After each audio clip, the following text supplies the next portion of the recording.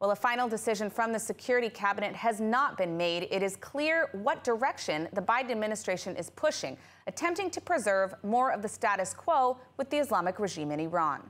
Here to discuss the next steps for Israel when it comes to striking the Islamic Republic of Iran is Iran expert and researcher Benny Sabti. Benny, thank you so much for joining us. I want to start by asking you, what is the impact of striking the oil fields in Iran, and why is that a controversial move? I mean, we see Biden hesitant, we see the IRGC already threatening over it. What impact would a strike on the oil fields have on this regime? Hello, and thank you for having me here. I think the fear of U.S. is about the reaction of Iran regime against Saudi Arabia or other Arab countries and their oil fields, as it happened in 2019 or 20, as they attacked their oil fields. So, and they don't want to jeopardize the American and Western interests in this area. But I think that maybe Israel should think about other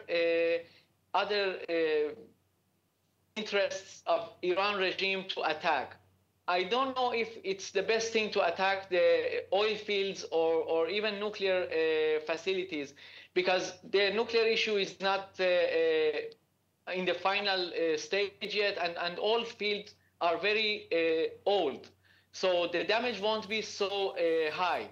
I think after the experience with the higher figures of Hezbollah, when we eliminated Nasrallah and other figures, maybe it's better to go for the Iranian regime leaders also, or maybe IRGC generals, because these are the engines of acting against Israel. The terror attacks are coming from their minds and their hands. The weapons to Hamas and to Hezbollah are coming from them. The money and the training also are coming from IRGC generals. So if we see that they are so afraid from attacking these personnel, and we see General Kahani hiding for so many days and disappearing because maybe he's afraid of being attacked. So I think that this has a lot of reason to go for them and not for the facilities that also Iranians can rebuild them again.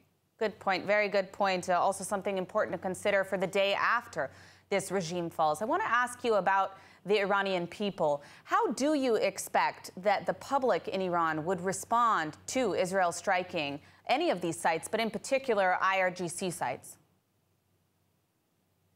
Well, from what I hear in the social media and other places, I see that the regime is also worried from its people. It can be another front. The Iranian people are very happy and are actually anticipating, are waiting for this attack to come or maybe to rescue them.